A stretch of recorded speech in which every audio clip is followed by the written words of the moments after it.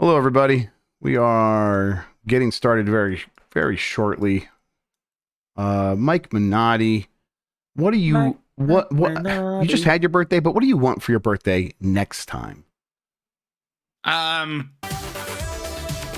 what do I want for my birthday? I immediately thought graphics card, which is ridiculous. Nobody gives you a graphics card for your birthday unless you're. Well, you give it to yourself, right? Yeah. I guess I could just. What did I get for myself for my birthday? I think I went to a retro store and bought too many games. I don't know what do I want for myself. I feel like there was something. Good answer, and now there's nothing. I want the Star Wars Micro Machine toys that I had when I was a kid because I'm having a midlife crisis. That's fun. Well, I mean, that's what the GameCube collecting is. That's right, of course. 100%. Yeah. Yes. Midlife crisis shit. Yeah, stuff that made me comfortable as a kid. Yes. I want it now. Okay, that looks better. Let me fix that. Are any of these new video cards good? Should I get one? Yeah. I mean, listen. The super. Listen, if you're happy with your card now, and I know there's sometimes where you're not, wait until the 50 series is probably the right move. I can wait till that. But I don't know. Like, what budget are you thinking? Because like that $1,000 one's real good. The 800. You know what? That $800 card's really good, but that's a lot of money. I don't know. I could. But my budget is powered up by Giant Bomb right now. Let's say.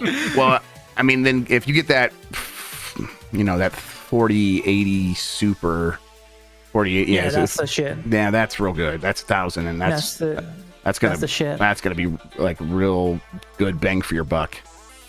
At least on the high end. It's gonna be. Right. You know what? We're gonna have benchmarks here in a couple days, so we'll know then. And I bet those won't be too hard to come by. Oh yeah. Okay. All right. I wanted to. Those.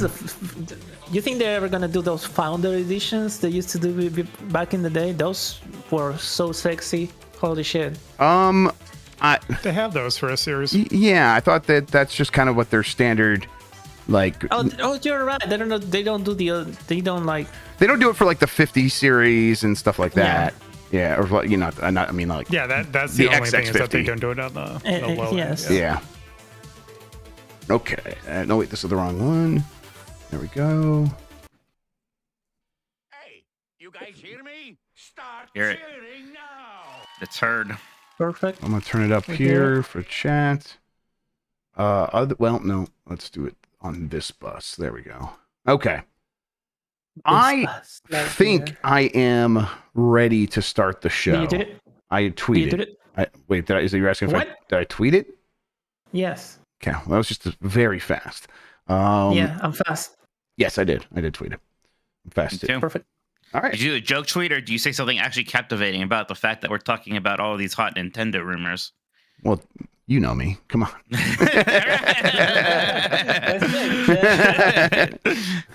All right, let's get it started. Yeah, it's a joke. Yeah, I said what I want for my birthday. Those Star Wars Micro Machine things. All right, very good. Well, now people have to listen to find out. Exactly. Yeah. Well, I mean, I told them to come listen so I could afford them to buy them for myself. That's fair. All right, let's count it in. You ready? Yes, sir. Christian, you ready?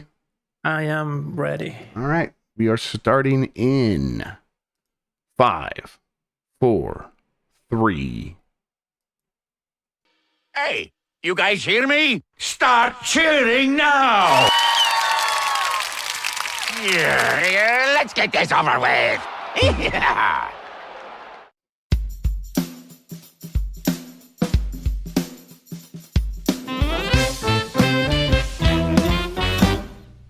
Woof, woof.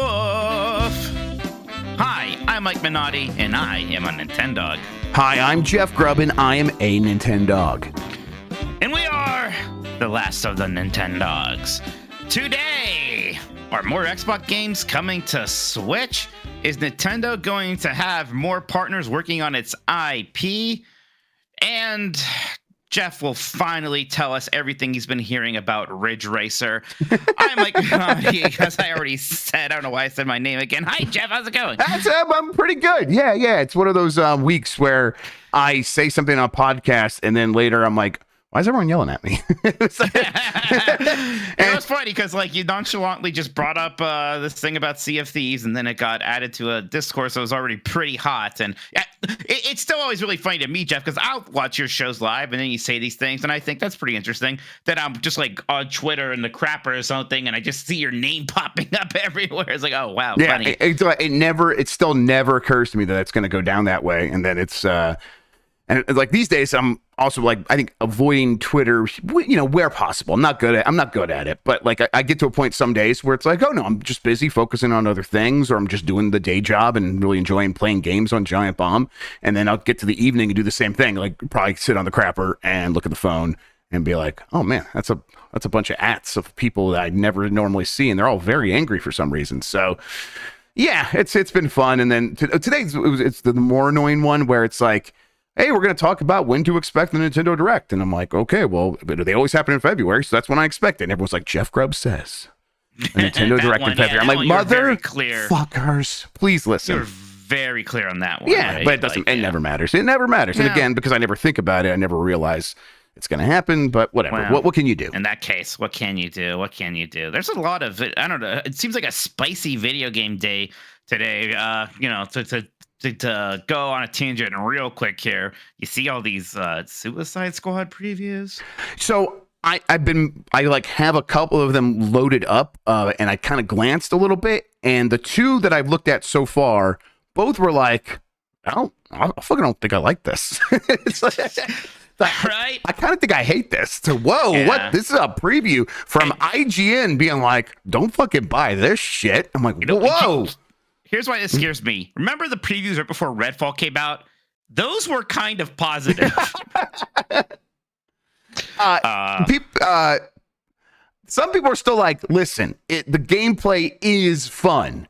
Everything else is bad. I guess Dustin over at IGN was like, the story's good. I'm like, well, I bet I won't think so. I bet. Well, I think they said that, but they also said like it's so obviously going to have to do a reset at the end. Yeah, like of course. That's not going to bother me, but I know it bothers some people. Bother me. Yeah, but I bet it's also bad in other ways, Mike. That will bother everybody. It's just seems bad. It's just, man. There's this weird like Doom watch for games this year with like that and the. Not Sea of Thieves, the Pirate Skull and Bones movies. But yes, we'll see about that. But we're not here to talk about Suicide Squad. There are probably good games coming. We got Like a Dragon here coming real soon, stuff like that. So it's not going to be some nightmare year for games. I bet there are. I bet. Tune into Game S Decides later this week, everybody. Yeah, but Jeff, there's plenty to talk about with Nintendo Day, in part thanks to you, because everybody's talking about Microsoft, Xbox bringing more games to the Switch. I believe Nate the Hate was teasing like, some kind of Game of the Year contender coming to Switch, and then other people are saying that's probably Hi-Fi Rush. Yeah. Then you, and I think also Steven Totilo is saying you're hearing that Sea of Thieves is coming to other platforms. Right. Nebulous Switch, other platforms being considered. I heard considered for everything. And it's easy. It's very easy to consider things. Sea of Thieves running on the Switch seems unlikely. But hey, we're getting up Switch 2 this year. Exactly. Right. We're going to be very soon. Yeah. And I bet like Microsoft wouldn't hate to be in a situation where Nintendo's like letting them get the stuff early so they can get to work on games on there and get Minecraft running. So why not see what other games you can get on there? Sea of Thieves live service game makes a lot of sense to me.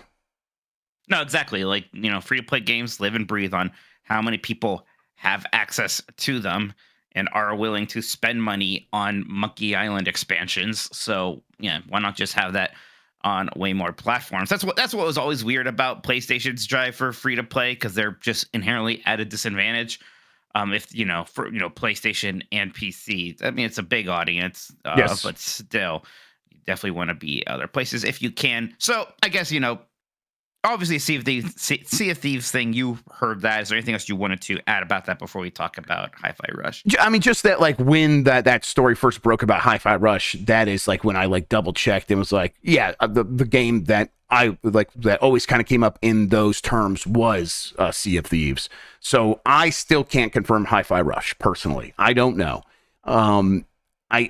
I think it makes some sense, like in the way that Ori made sense on going to other places, going to Switch in particular. But I don't know. I guess I go back and forth because Hi-Fi Rush is a game that I know they care about. That studio they care about. They are probably going to make a follow-up because it was, I don't know. It seemed like it got them positive buzz, and I think they want that next one to do even better. So put the first one out on Switch, and then get Hi-Fi Rush 2 ready in a couple of years. Well, that's what they did with Ori and the Blind Forest, right? At first, it came to Switch because the sequel was a coming.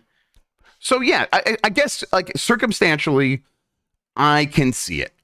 Why not? And it does seem like there's smoke because there's fire. So yeah, but beyond that, no, not too much else to add. I think that we will probably get some answers on some of these things relatively soon. We did get, like Microsoft said, there's a developer direct coming. Who knows what like special things they're saving for that? Last year they did have Hi-Fi Rush. They probably don't have a Shadow Drop this year. I know that will make you happy. Famous hater of the Shadow Drop, at least for bigger games. Just someone positing that maybe Hi-Fi Rush was presented as more of a big deal and not just like a surprise, a fun surprise. I think that game, I don't know, like maybe if like at the Oscars and stuff, people have to like really push for things to be nominated. I know the game industry isn't necessarily like that, but maybe if Microsoft made Hi-Fi Rush seem like it was just as important to them as a Starfield, or at least somewhere like that. Maybe that could have picked up some more Game of the Year recognition and things like that. I don't know. I just, again, all I ever posited was that I don't think that was the best way for that game to be a success, and I actually still believe that in a lot of ways. Okay. So, it's interesting because Microsoft was already on this path for a bit. They had put the both Ori games on Switch. They put Cuphead on Switch. Things like Minecraft and its spinoff always coming on Switch. Then it feels like they were pulling back from them a bit. But, you've talked to Phil Spencer directly. He said to you on the couch at Giant Bomb at night, things that, the box isn't as important to them. They want to get games on more platforms. So this is just literally him following through on things. At a certain point, we got to stop being surprised, right? Yeah. Yeah. It's, go ahead. Well, I guess, I've seen some people really taking this to like 5 steps later, where is Microsoft going to just become a game publisher more so than a hardware maker, publisher, a third party?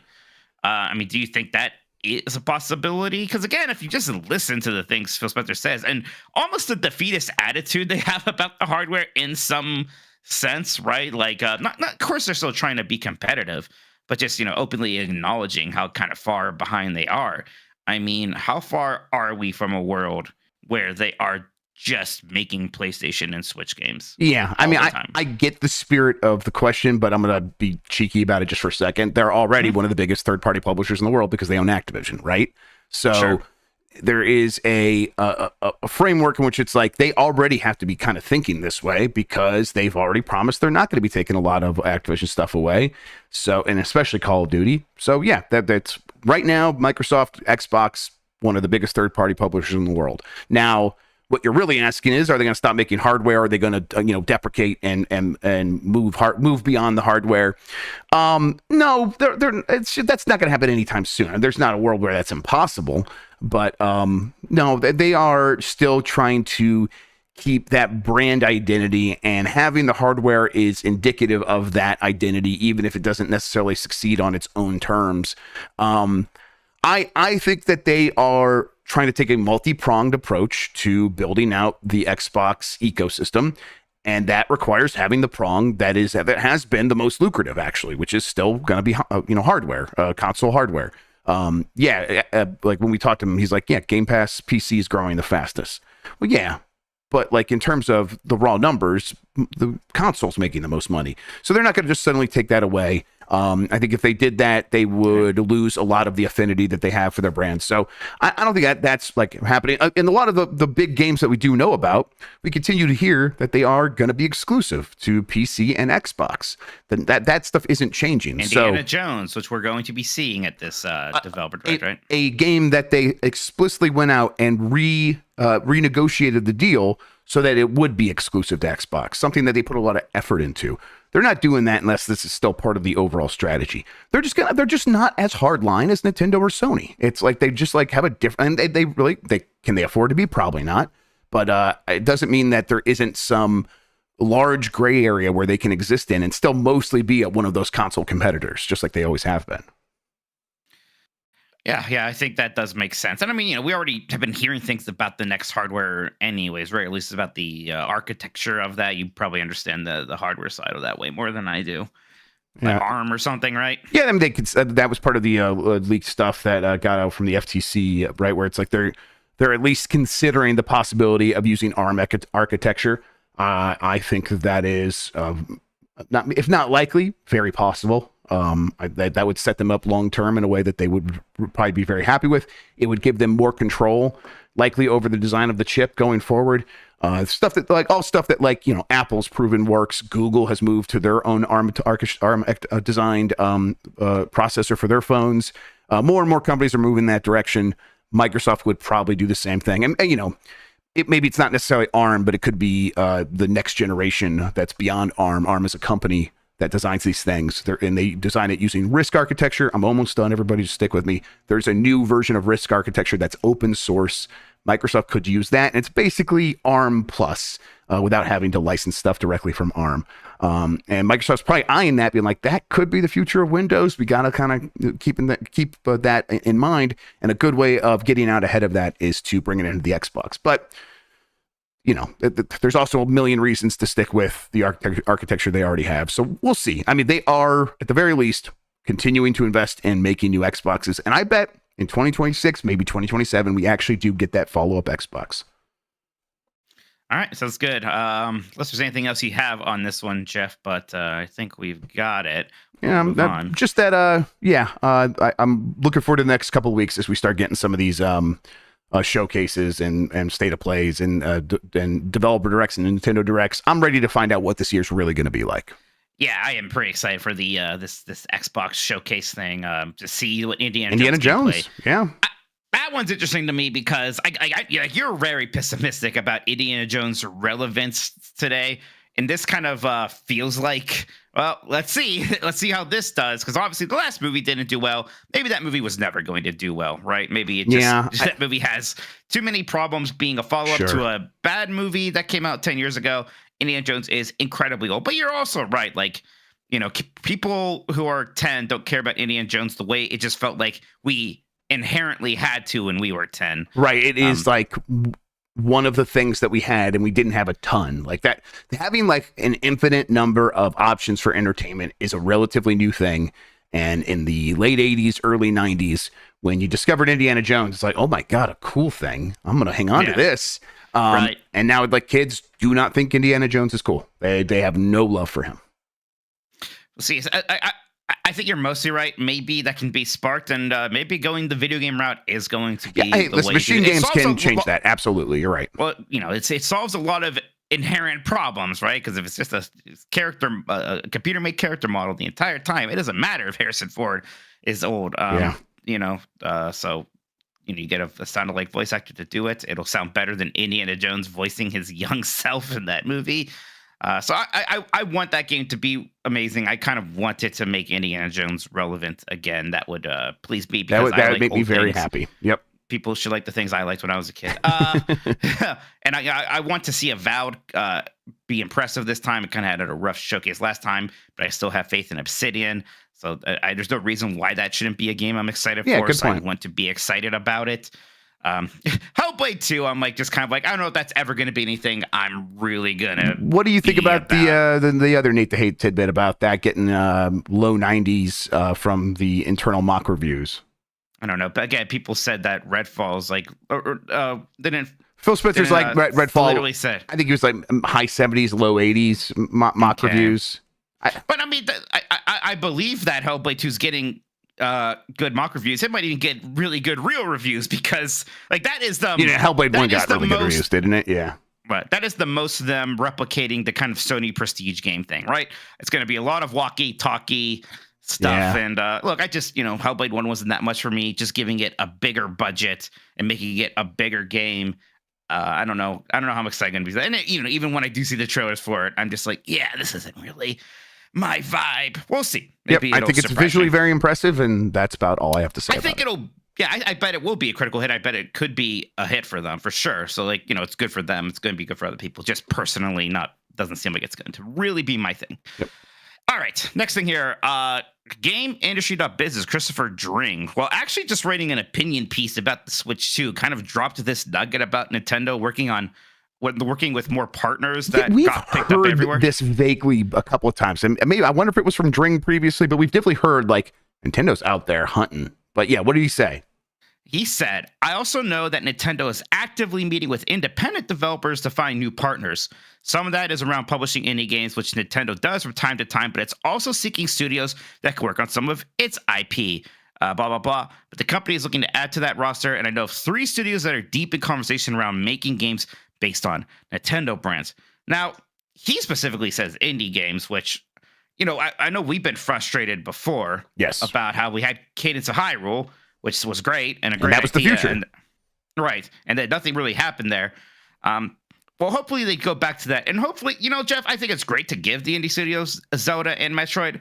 I think the even smarter move is to give them those IPs that we do bug them about constantly because they don't get as much love, like your Star Foxes, your F-Zeros, maybe even your Star Tropics, dare I say. Right. Like, I'm surprised that Sony doesn't do similar things, right? Like you don't have, all these Japanese studios anymore.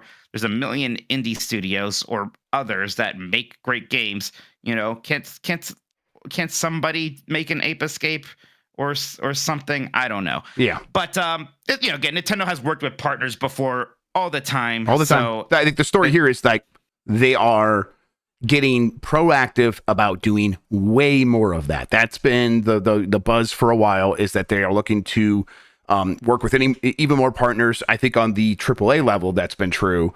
And who knows when we'll see that come to fruition. But I love that it goes all up and down the stack, and we're like, they're looking at indie studios as well. And not, obviously they've had a lot of luck.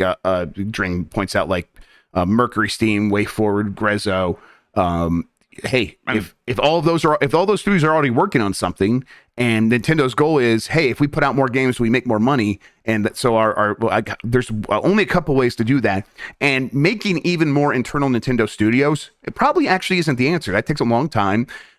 Keeping the quality level high requires having these very highly trained producers that really understand Nintendo's ways of doing things, and you can't just replicate that overnight. So you take like some of those producers and like have them manage a couple of projects, which is one of the things a lot of the EPD studios do. Is they're actually not studios; they are a collection or a handful of producers that work with a bunch of external studios. Like the Metroid guy has worked with Mercury Steam now a couple of times, and he's got several other projects as well he works with in the exact same way. It's like, okay, that seems like something that's more easily replicatable.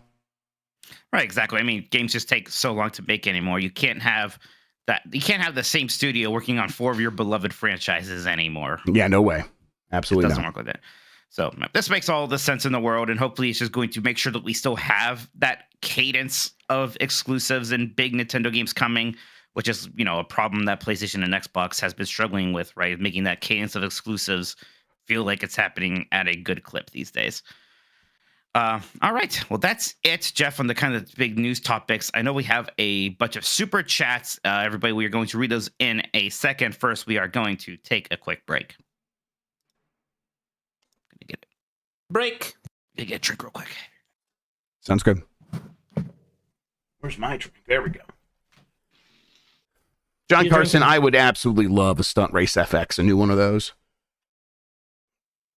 Like, I mean, the Excite series, Stunt Race FX, Star Tropics for our boy Mikey. Yeah, Kevin, you got it. Yes, a new Excite bike, truck, bots, whatever, anything in that franchise.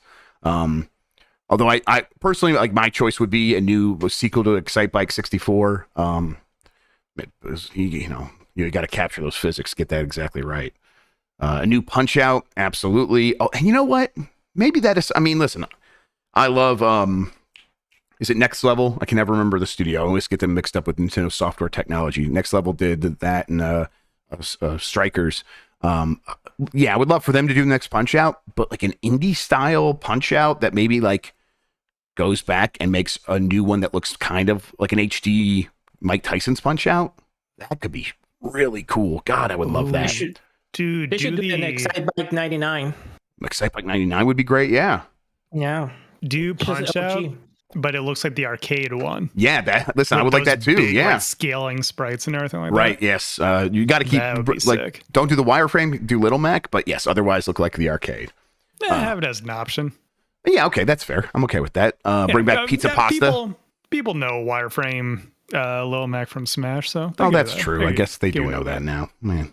Yeah, there's so much stuff that like people know from Smash now, where it's just like bring that stuff back because people know it from Smash, and then just scale it up or down based on popularity. Like, make a Star Fox game from a Bandai Namco B team. I don't fucking care. Just give us a new Star Fox. Yeah. Or give it to Platinum again. They did a great job with Zero. Nobody knows what that game was until Smash.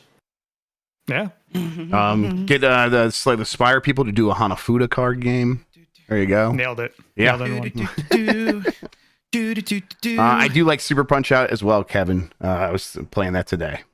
My CRT. I don't know why I can never get into Super Punch Out. I love NES Punch Out. I like Wii Punch Out. Super Punch Out's weird to me for some reason. I think maybe the time just passed. I played it a ton as a kid, and so it's like for me, it's like it felt like part of the canon. And going back to it now, it does feel like out of place a little bit. It's a solid, like really well made game for sure. Yeah.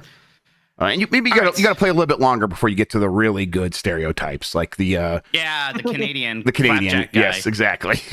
He likes maple syrup and he fucks beavers. Yes, and he fucks beavers. Yep. Like all Canadians. All right. Every Canadian I know does that. Yeah. That's how they get the that car smell, right? That's from the beaver right from the glands. Yeah, Canadians do it for us. Exactly. All right, you ready? I am ready. Bring us back in. And we are back. Fellow Nintendog Jeffrey Grubb. There you go. Would you like to read the super chat, sir? I would. Let's start here with L. Grug, who says, "Here's some money so Jeff can buy a new pair of scissors." When me and Steph first moved to Colorado, we went to go get some stuff from like the Walmart, and we walked out and we realized that there was a pair of scissors that we didn't pay for in our cart, and I still have those stolen breakage. Was that what they call it? Scissors in my home right now. So crimes have continued to be committed. Yeah, I'm sure that really tore you up inside. I'm like, I would have gone back and paid for them. That's the goody two shoe I am. I mean, we just continue to shouldn't do. Yeah, no. It's like whatever. It's not worth anyone's time at a certain point. But yeah. Hey, listen, my paint scissors are still good. I'm gonna use them. No matter how much Mike shames me. I can't believe you won't test how whatever that game is called, License to Hell or whatever. Ride to Hell Retribution. Listen, I'm telling you, you guys are like, well, if the state doesn't start, I'm just going to start the game over. No one wants to see that. Absolutely not. At a certain point, what people want to see doesn't matter anymore. What do you think we're doing? Making entertainment? You convinced me.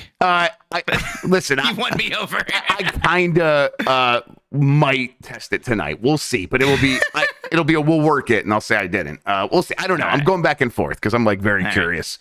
It'll depend on whether or not I get this new Xbox set up tonight or not. It's still sitting right there. From Help Me Beat My Friend. Oh, okay. Settle a bet for us. Characters in Super Mario RPG, often marvel at Mario's legendary jumping abilities. Why do they ask him to jump for them? Does it come across to either of you as fetishized, or is it just this wholesome hero worship? I think it's like strutting the line a little bit. No! Absolutely not straying the line. It is not fetishized at all. It's just hero worship or people like asking him to confirm his identity. Fetishized. I hope your friend that we're beating is the one who's fetishizing Mario's jumping. You freaks. This is what gets you banned on Xbox. You got to watch out. Thou doth protest too much, methinks.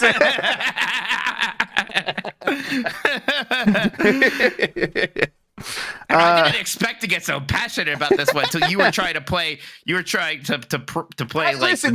Some of those characters are just like fucking jump for me, man. Just fuck. I need it. I need it so bad. Like, ooh, can you please jump for me? That's what it is. Come on. Yes, and no one's ever been fetishized by going ooh woo. I think I don't like the word fetish because when Penny was a puppy, my one friend was over. Penny was a puppy. She was like licking people's feet. And my friend's like, ha ha ha, your puppy has a foot fetish. And he kept saying it. And if I was like, stop, yes. It's making you comfortable. He's like, what? There's nothing sexual about the word fetish. And I was like, yes, there is. Yes, there definitely is. Please stop. Yeah, if they keep saying it, I get it. I understand. You've been traumatized. Also, shout out to help me beat my friend for that. Was a generous super chat. Willow Davis. Thank you. We will beat you up your friend. If you need help. Really yeah, absolutely. Meet us behind the 7-Eleven. I've been in lots of fights for sure. Willow Davis says, worst GameCube game. You can't say Sunshine because it's good. Yeah, well, it's good. Oh, Sunshine. God. Can you imagine saying, no, that's insane saying Sunshine's the worst GameCube game. It's still, like, I get some people, and, like, I've even been swayed a little bit. Like, yeah, maybe Sunshine's not as good as some of these other 3D Mario games, which are the best games ever. It's still a great game with some problems. Worst game, no. I mean, the worst GameCube game I've ever seen was Jeff playing Batman Dark Tomorrow. That's my answer. Like, there's some other famous ones that are supposed to be really bad, like that Aquaman game that we haven't gotten to. I mean, in that era, why do you say it like that? Why do you say like we're gonna get to it? No.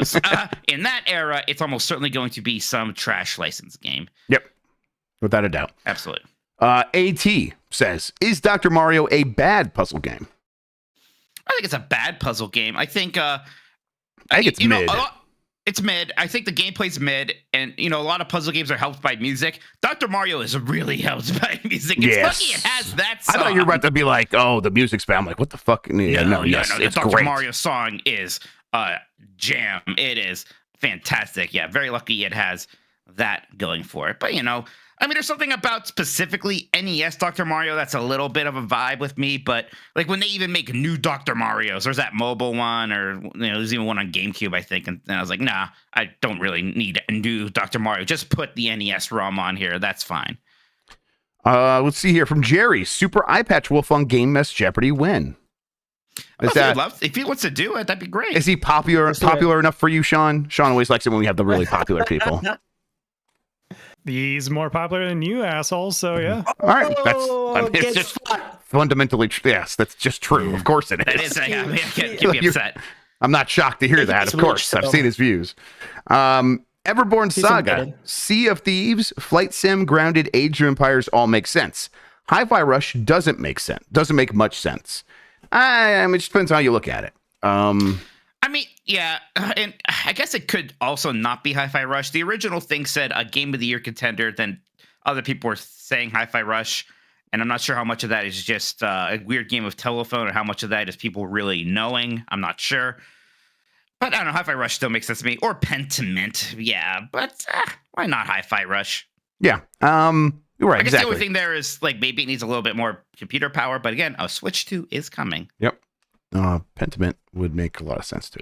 Pentiment, I mean, all those games would make sense. I mean, I think it'd be really cool if that Age of Empires 2 special edition was on Switch. That'd be a ton of fun. Mm-hmm. Willow Davis is back. It says, Sea of Thieves coming to Switch 2 this year. Mike Minotti and Jeff Grubb. That's quoted. Yeah. Thank you. Fun. And then Bander SN, between us friends, should I delay my next fantasy games draft pick until Game Mess? Should you delay my next fantasy games draft pick? Yeah, definitely. Are we? Is there a chance we're doing ours before Thursday? No, we're doing our Sunday, I think is the plan, right? Okay. I might have to. I'll figure that out. I'm probably going to be in Pittsburgh because of the. Well, I'm going to be in Pittsburgh all weekend because first I have a wedding at Pittsburgh, and then Awesome Games Done Quick starts on Sunday or Saturday. We'll figure out the exact timing. I think that was the last time we mentioned it was like, oh yeah, probably Sunday. I don't think we've set those plans in stone. So so Prince of Persia just won't be on the table for ours. Yeah. Man, I wish we could do it for Thursday. I know. Well, I almost wish we could do it tomorrow. Well, you have to do it tomorrow. The embargo's Thursday. Yeah, you're right. I don't know. We could do that. I mean, I could do it tomorrow. But I don't know if everyone else is ready. We'll have to see. I think it sounds like we got a lot of people already signed up. We've already announced that will not be happening for this league. Okay, all right, that's fine. Fair enough. Can we just turn it on and let me just select it real quick? No to Jeff and Friday to Mike. Okay, fair enough. Cool. Wait, when on Friday? The draft? Yeah, when on Friday is the draft? When do we schedule that show for? 2 p.m. Central? Okay. That sounds good. That does it for the super chats, by the way. Okay, thank you, everybody. If you want to send in more super chats, we will get to those before the end of the show, I promise. But, we just took a break. We could get into some of these questions we have from the community right now before taking another one. Let's see what we got here, Jeff. Bedge JC says, hey, dogs, any must-get to retro games you want to play this year? I mean, I have a giant backlog of stuff I've been collecting that I haven't been able to play yet. Chibi Robo, I really want to play. And I got Outrun 2. I want to get to that one. There's a ton of stuff. Dino Crisis. I picked up Dino Crisis on the PlayStation 1. I want to play Guardian Legends for the NES. I played this a lot when I was a kid, but I never got very far in it. And now I want to get far in it. And I started playing a little bit of tonight on the CRT. And boy, it's nice to have a CRT. I have a ton of games back there I want to play. Oh, yeah, it is. It's the year of Mother. I've decided after hearing Super Eye Patch Wolf say Mother 3 is one of his top 2 favorite games of all time, I'm going to play the Mother series. I'm going to play the Earthbound games. It's happening. I mean, are you going to play Earthbound 0? I might. I mean, maybe last, if anything. Okay, yeah, I will take input from the people who know best, and they'll probably say the same thing, so we'll see. That's good. Eden says, It Two Dogs, which public domain character should be made into a 3D mascot platformer? I think, actually, is Felix the Cat public domain? I kind of like Felix the Cat. I think Felix the Cat needs to make a comeback. Yeah, if he's not, he's got to be close, right? Because that's got to be around the time of... Be close. He's probably in, like, comics before Mickey Mouse, right? So... Public domain, I think he is in the public domain, but it still could be complicated for all I know. I don't know. But let's go older. Let's say let's think about like Grim Fairy Tale or like other people kind of stuff. I want more Gilgamesh. Sure. Stuff. How about that? Give me some Gilgamesh. Gilgamesh is actually not bad at all, Mike. That could work very well because that's like God of War or whatever. You just make he's a himbo. Yeah, right? absolutely. He's kind of like the first himbo. Yeah. He's like he's basically like he became Hercules and all these other things are modeled after him for sure. Yes, I would like that. He's got a wild man as a best friend. Kindu. I had a thought like this earlier. Now I can't remember, but I guess in that case I'll just say like the Odyssey, Odysseus and stuff like that. Homer, give me some of Homer stuff. That could be pretty cool. Yeah. I guess I like, not that like Greek is overdone. And honestly, lately that would be a fresher breath there with all the Nordic stuff. But, Gilgamesh, that's more, Mesopotamian kind of Sumerian? a thing. Sumerian, something like that. Yeah. It's Sumerian. Babylon, right? Sumerian? Yeah. Okay. Sumerian. Give me some more of that. Yeah. I mean, that puts you in Persia and that region and stuff like that. You could do a lot of fun stuff there. And Ur and all these other like super early civilizations and stuff like that. Yeah. God, you know what? I was I think it was just like prehistory is kind of what I was thinking. I want something that's very similar to that. What's the game Homo Sapiens? I want some more like Neanderthal, Homo erectus bullshit. Yeah, exactly. You know, it was exactly that. Domain. I wanted a game that's you play as a Neanderthal as the humans come walking out of the forest for the first time, and now you got to deal with them and try to now you're fucked. Now you're fucked. Exactly. So something along those lines would be very cool. Or the only thing you can do is fuck some of them and get some of your genes in exactly. there. Exactly. Yeah, 2% of your genes in there. That's a win. Oh, yeah. Cultural victory. Yeah. Hear about those Denisovans, like that other branch that they found like a few fragments of in some cave and somewhere in Asia, I think. Yeah, I want more about. I've actually been watching a lot of proto-human YouTube lately, actually. So this is actually on my mind. There's a channel. Are you good? What's going on? What ideas are brewing up there? Careful. Predecessor or something like that. Yeah. I've been learning about these fuckers, and it's interesting.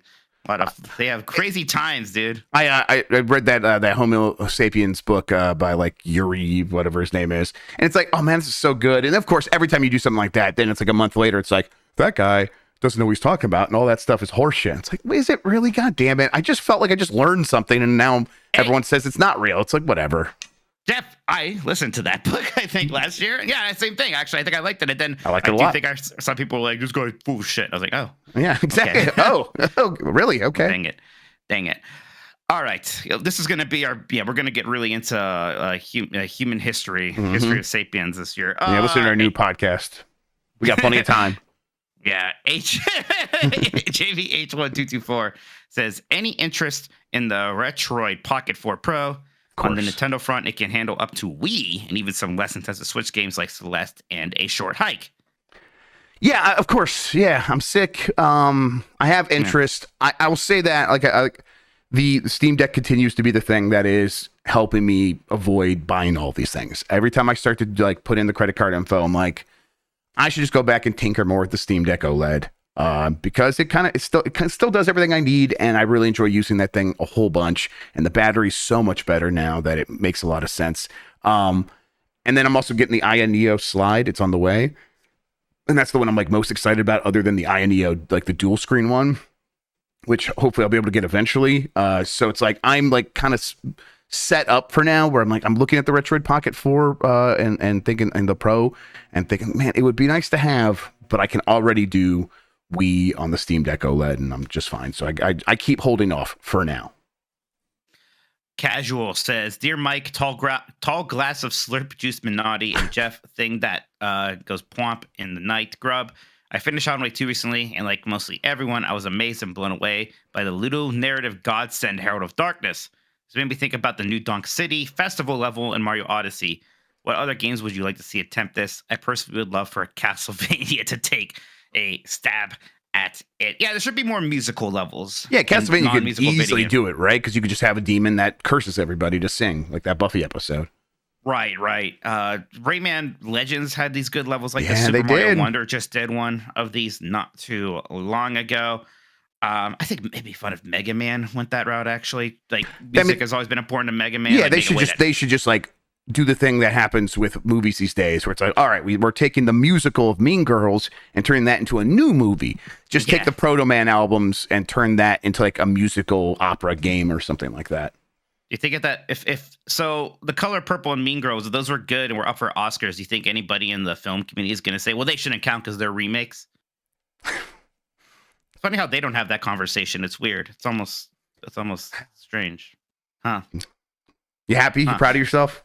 Yeah, I am proud of myself. Anyways, Ridge Racer's another one. Jeff, what have you been hearing about Ridge Racer lately? I know you've got some info for honestly, I can't stop hearing about it for some reason. It's just for every 5 minutes, someone's saying something about Ridge Racer to me. That person's you exclusively.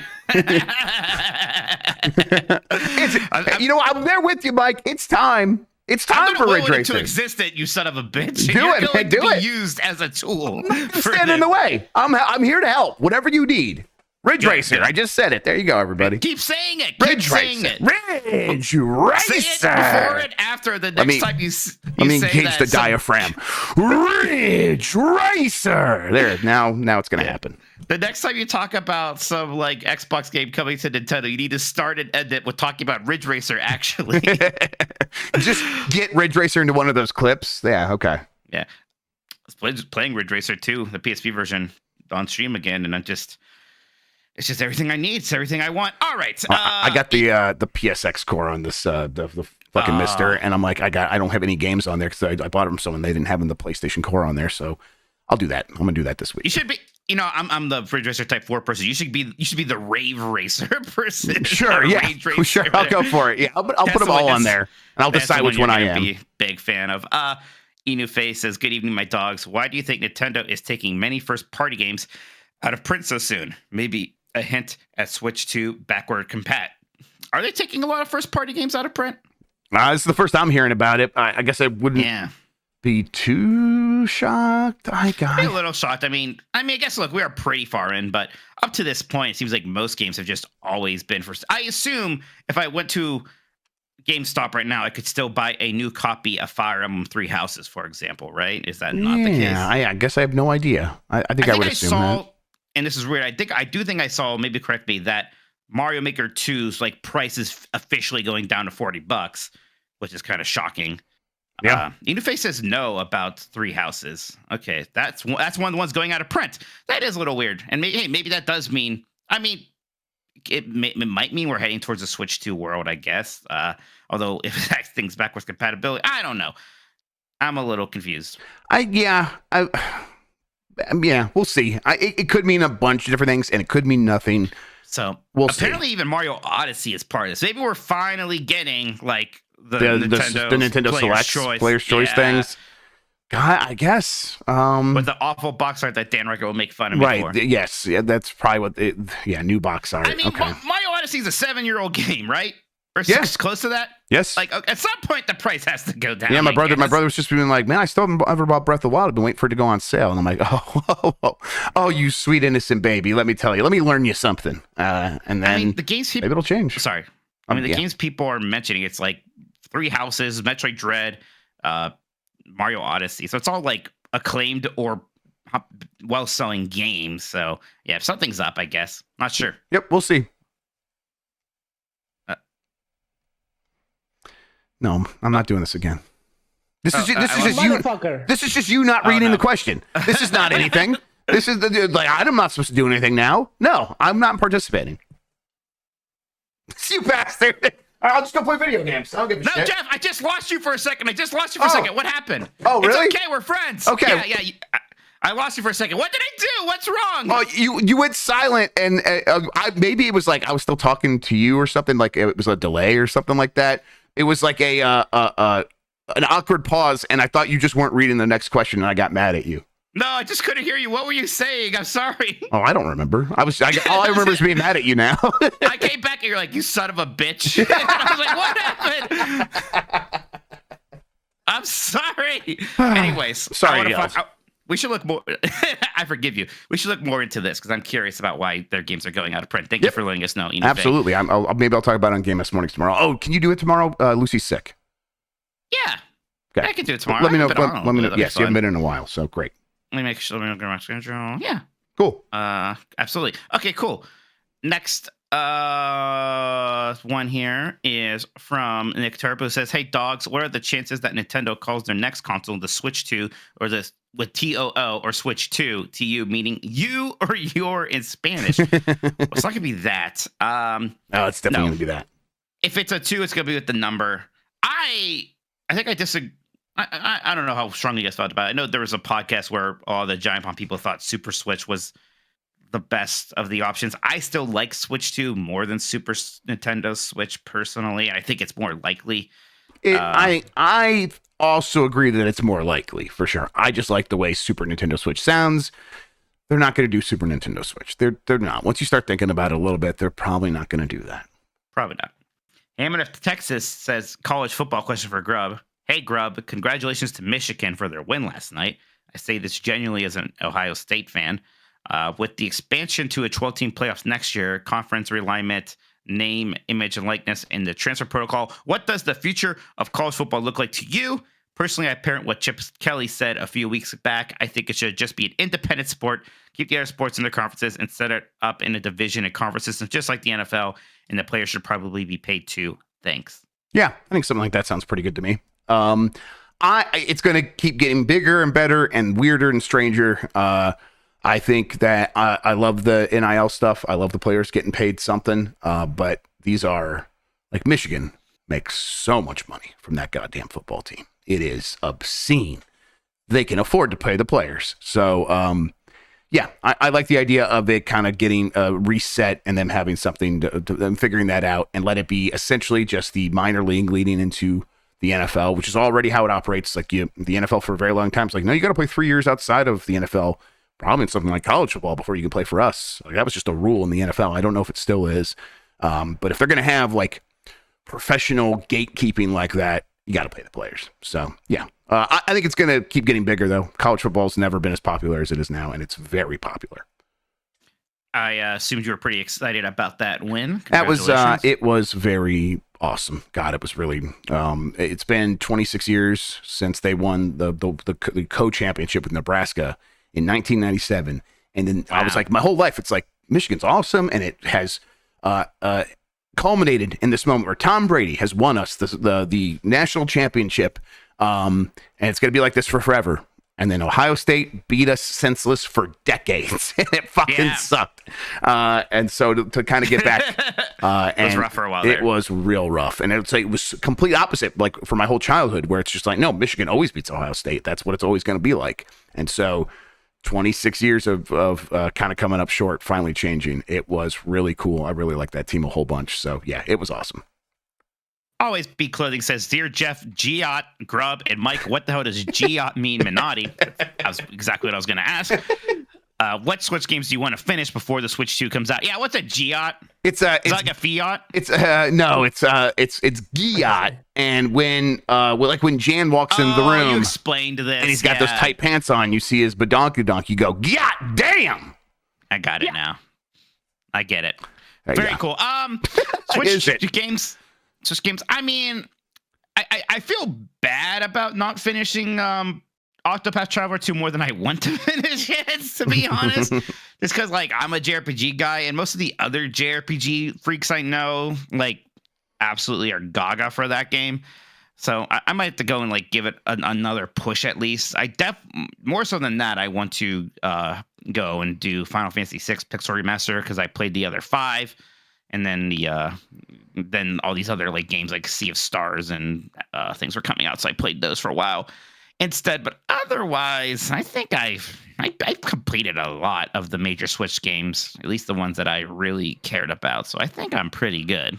Yeah, I'm like sitting here. I mean, after that last year where I kind of kept up with everything I wanted to keep up, I'm at a point where I'm like, I think I've completed the Switch. Like, I'm good. There is. What is it? Was like that Platinum game? Was it, or the Space Police, the Mech Police one, or something like that? Are you talking about Astral Chain? Astral Chain, yes, thank you. Maybe one day, but probably not. There's a reason I haven't played it yet because I'm just not interested in playing it. But it's like if I was going to play anything that is on that backlog from the Switch, I guess I'd probably give Astral Chain a shot.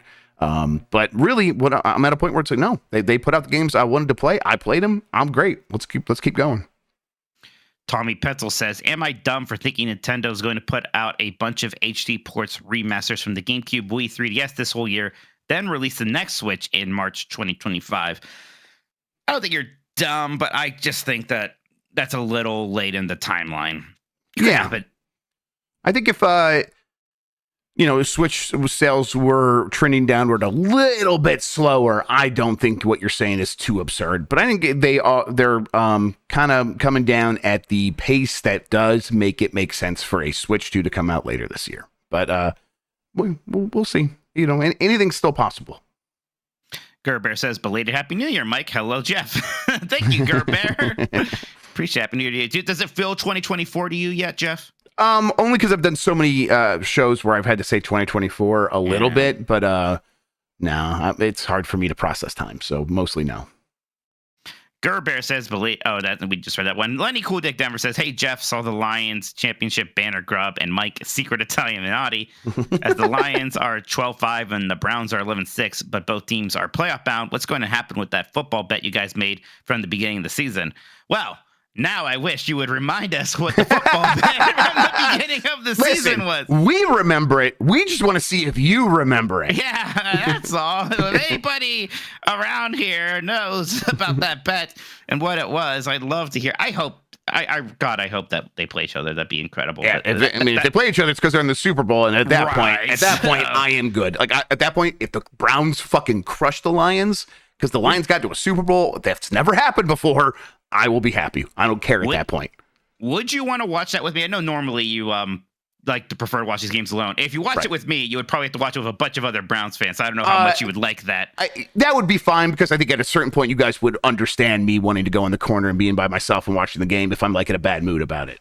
Sure. And you guys probably would tease me, but I would be fine. I'm fine with that. It's better for me to watch it with people who aren't fans of my team. I don't need comments from my like fellow fans being all like, this is what I'm worried about. I'm like, okay, well, what the fuck are you going to do about it? I don't care. Like, just let me watch the game. So watching with like opponents, fans, that's a little bit easier for me. Although I had a very good time at the game with my family, of course. That was fun. Yeah, I bet that was a lot of fun. It was. That was also awesome. I'm having a good sports week. I haven't been to a Browns game in a while. I really want to see the Cavs sometime, maybe soonish. But I have a few nephews and nieces doing basketball this year too, so it might be fun to take them. That's fun. You went to that high school football game, and I keep thinking about that. I'm like, I wish I had a reason to go to a high school football game. I'm like, it's fun. I'm turning into an old man. You know what? It was the most I felt my age ever, but in a pleasant way. Sure. Is being back at the high school football game of my high school and being there with like kids and stuff. It's very Americana. Watching it. Yeah. Right. I had to go to so many high school football games throughout my life because my dad was the team doctor for a long time. So we used to just go all the time when I was a kid, and I just kind of basically did laps around because I wasn't watching the game. Right. And then I was in the marching band, so I went to every single football game when I was in high school. Right. Because of that. So I don't know. It's kind of interesting and cozy, and some of the nephews and nieces get really into it. One of my nephews is just a jock, and it's hilarious and it's sweet, but it's also very funny to me.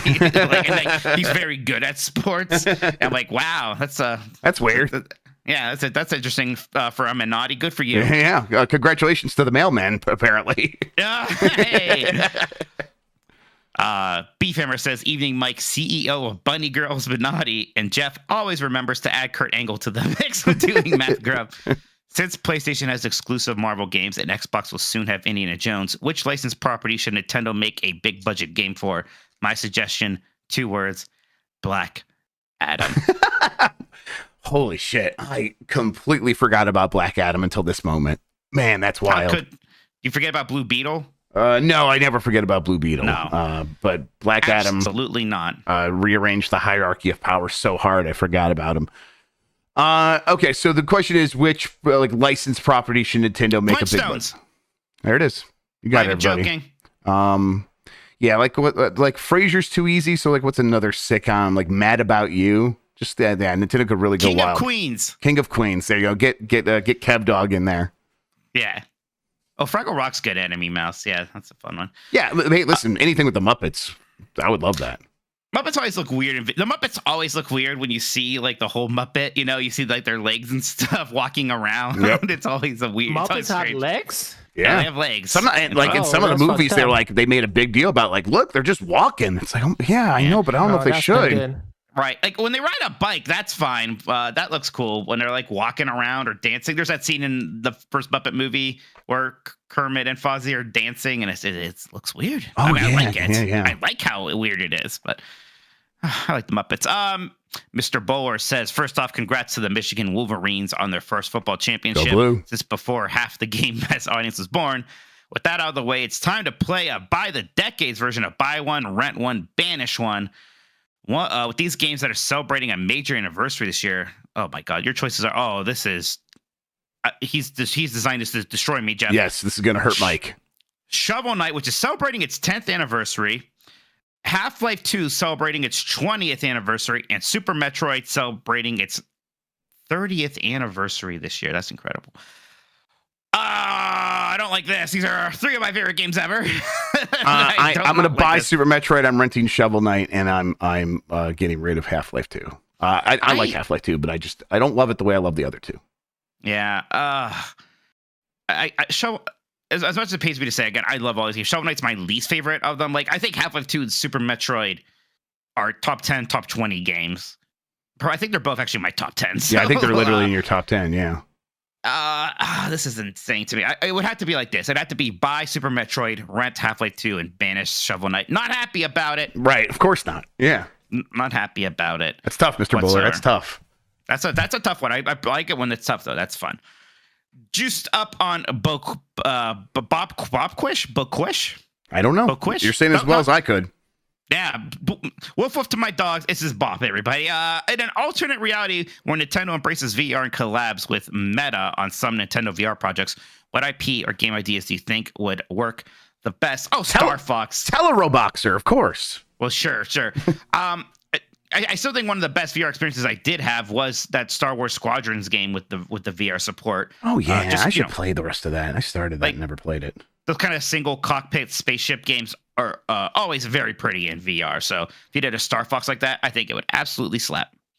Right? Yeah. I listen. Just give me a platformer, and so the next Wario world game, put that into VR. That'd be cool. Yeah, and in the Astro style, that could work really well. You're right. And they could do a lot of fun visual gags and stuff like that would play really well in VR, and Wario could get really big and as big as your house and stuff like that. There's just some neat things they could do.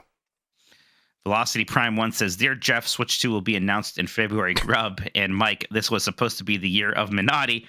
We all know the Metroid series is a habitual commercial underperformer. What elements would make Prime 4 crack that hollowed 5 million sold? Open world, fully voice acted cinematic storytelling. I think it's going to do 5 million. I think Prime 4 is destined to, as long as it doesn't launch exclusively for the Switch too.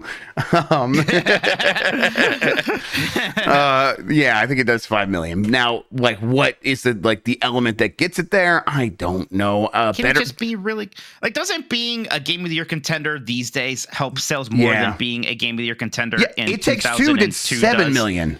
Like, right. So yeah, listen. I think the thing that's mostly going to help it is the improved overall average taste of the modern day gamer. I think gamers are better today about this stuff than they have been, and they will be more welcoming to Metroid Prime 4. As remember, Metroid Dread was nominated for Game of the Year at the Game Awards and still like 3 million. I will say, I think it needs to not be called Metroid Prime 4. I think having the number 4 in there is going to be ugly and maybe throw some people off. Just give it a different name. Yeah. Metroid Prime subtitle, Metroid's a different word after it. I don't think you call it Metroid Prime 4. No, I don't think it's called Metroid Prime 4. Joyzy says, is the Mio Mini the best emulation handheld for SNES and GBA for about $100? It's up there. It's just really hard to come by. The Mio Mini's almost always sold out. There is a new Anbernic, and I can never, they just have the letters and the numbers, and I can never keep them straight, but there's a newer Anbernic that's right around 100 that is very, very good. If you go to Retro Game Core, and that's CORPS, you will likely get the answer that you're looking for this. He does a great job of keeping everything up to date on that. So shout outs to Retro Game Core. Adam JC says, hey, doggos, would you get on board with Nintendo Selects branding on Switch games if they adopt the Japanese title Happy Price Selection? Fuck it's a better name, but look how awful this box art still looks. I would exclusively collect physical games that had Happy Price Selection on there, mostly to make Dan mad. Yeah, there are ways to make it look good. Like the original Xbox Platinum Hits or whatever with that kind of like silver coloring, that looks good. The red Greatest Hits thing for PlayStation 2 still looks fine to me. There are ways to just make it look fine. Make it as ugly as possible. That is what I want. Well, the ugliest ever was that Castlevania Dawn of Sorrows one, right? Right, yes. Oh my God. Just a picture of the old box, right? Right, the picture of the old box. It's unhinged. It's unhinged. I want you all to look that up and think about that while we take a break right now, actually. Break. Yeah, I could just go back into it. Cool, yeah, me too. Okay. All right. Oh, me too, yeah. Cool. And we're back. We got some more questions to answer here. This one's from Big Tony, who says, hey, dogs, this year I decided to be my Final Fantasy year. I decided to try and play and beat all of them. Can I get your ranking of Final Fantasy games? Also, it's my birthday today. Can you wish me a happy birthday by saying, fuck you, Danny? He knows who he is. Thanks. Fuck you, Danny. 6 is number 1 for me. Then Final Fantasy Tactics Advance is number 1. Then 6. That's probably it. You said mainline. No, I'm joking. No. So I had my Final Fantasy year in 2006 when I beat Final Fantasy 12, because it was newer. Then I went back and played 1 through 10, kind of all in a row. I know. I think I've ranked these things before. Did you play 10-2 at that time? No, I never beat 10-2, and I kind of do want to go back. Do you think that's the main reason you don't think it's mainline? Oh, I'm sure that's part of it. It's just the fact that I didn't really play it. But right. I mean, I did play it, and it didn't register super high on the Jeff Baclar importance scale. It's very funny to imagine that the Jeff Baclar importance scale's just always been there, and we just didn't have a name for it. But it's like, no, it just didn't register. No, exactly right. I'm trying to do this right now off the cuff. I think number 1's 14, then 9, 6, 5, 12, 10, 7, 8. What am I missing here? 15, 13, 1, 4, 2, 3. I think that's right. 16 I can't rank yet. I wouldn't look. I mean, it wouldn't be like in the top half. I'll say that. So there you go. Again, from top to bottom, and I think this is pretty much all of them. 14, 9. I don't have 11. 11 would be last for me, although I want to play some more 11 someday. You can't really get that experience. Yeah, 4 is that low for me, Adam. That's probably my spiciest take, is that I still like 4. I think it's overrated by people. I think 5 and 6 is a lap 4 as far as the 16-bit ones go. So it's 14, 9, 6, 5, 12, 10, 7, 8, 15, 13, 1. Let's put 1 above 13, actually. Let's put 1 above 15. 8, 1, 15, 13, 4, 2, 3, 11. There you go. Not to derail the podcast any more than we have. I have that list, the full list of the games that are getting delisted. I'm going to read them all real quick, Mike, and then I just got a quick question. One more real quick on this. If Final Fantasy 7 Remake counted, that would be like number 4 after 6. Final Fantasy 7 Remake is incredible. All right, Jeff, sorry. No worries. All right, Paper Mario, The Origami King, Donkey Kong Country Tropical Freeze, Link's Awakening, Pikmin 3 Deluxe, Metroid Dread, Kirby Star Allies, Xenoblade Chronicles 2, New Super Mario Bros. U Deluxe, Fire Emblem 3 Houses, Fire Emblem Engage, Yoshi's Crafted World, WarioWare Get It Together, Nintendo Switch Sports, Super Mario Odyssey, Splatoon 2, Super Mario Maker 2, Mario Strikers Battle League. Okay, Mike, of those, which one do you think is going to be worth the most money in 10 years? In 10 years, Engage or Strikers Battle League? Yeah, I think there's a chance for Dread. 3 million's a lot, but I still think there's a chance. Engage is weird. That's like only like a year old. Xenoblade Chronicles 2. That one is like a million-ish seller. That's I wonder, something's up here. I wonder what's going on with this. This is strange. Like, I almost do buy this conspiracy theory that maybe a graded thing is coming, or maybe some new packaging is coming from them, or something like a play it on Switch 2 kind of thing for backwards compatibility. That is literally the thing where I'm like, that's where I'm at right now. These things are all going to get new boxes that have the Switch 2 logo on it. Or maybe it is just, hey, people could buy these games digitally, and that's fine. Yep. Maybe that's what it is. Maybe it's just we're going to save money by making fewer physical games. Yeah, I don't know. We'll see. Weird. All right. SWSP says, hey, dogs, long time, first time. No question, just wishing safe travels if you're headed to GDQ next week. Today's weather in Pittsburgh was a mess, and next week is looking worse. If you go, hopefully the forecast improves and you end up with some time outside the venue for a meetup. Cheers. Yeah, I'm already going to be heading there on Friday because, again, I'm actually going to be at an Airbnb for a wedding. And then, like, I'm staying there Saturday night also. So then Sunday, instead of coming home right away, I'm just going to go there and then come home that night. That's my plan. If the weather's terrible, I might have to think around it a little bit. We'll see. But I'm looking forward to it. So I'll tweet when I'm there, everybody. If you want to come up, say, I'm just going to come, but like just for the one day, I'm going to try to make it up for at least a few days. I can basically just kind of go up whenever. Pittsburgh's just like 50 minutes for me. My plan is like maybe leave very late on Friday, get there like in the middle of the night on Friday, Saturday, and just stay that whole time. Yeah, I mean, you could just come here first. We can just go up together. That's not a bad idea. Okay, yeah, something like that. Yeah, Gabe Gerwin from GameSpot, he's going to be in there. He's going to join us around that time. Nice. So, yeah, looking forward to hanging out with people. Have you ever been in Pittsburgh? Yeah. And the one time I went to be in a movie. That's right. You drove up from the Dark Knight Rises. Yes, the Dark Knight Rises. And then I had dinner with, there was a man named AJ Minotti, who I met in town that night. And we had dinner with him. Me and Steph did. It was that was pretty fun. Jat Bing says, "What's up, Nintendogs? If the Switch 2 does stay backwards compatible, both digitally and physically, do you think the cartridges will taste better? Also, what flavor would you want them to be if you had the choice? I want them to be that that butter popcorn oil flavor. Oh yeah, that's good. The salt jelly beans. That's what I want. Yeah. And yes, they will taste better for sure." Vision 49 says, in a situation where AAA production costs cross the line from untenable to straight up impossible, how do the big publishers actually go about recalibrating audience expectations? Is that what is eventually going to have to happen? Maybe one way you do that, maybe you're going to have to make games that still look as good as the games you've been making. Maybe they're going to have to be a little smaller, though. Maybe they can't all be the size of a God of War Ragnarok and a Spider-Man 2. But I also don't know. I mean, that's what they did with Assassin's Creed. They scaled it down, and it seems like it did not really get a whole ton of love. Assassin's Creed Mirage did. It's probably not selling as well as Valhalla did. So maybe that backfires. I'm not sure. What do you think, Jeff? Yeah, I mean, it's tough vision. I don't know if this question really actually is how it could possibly go down.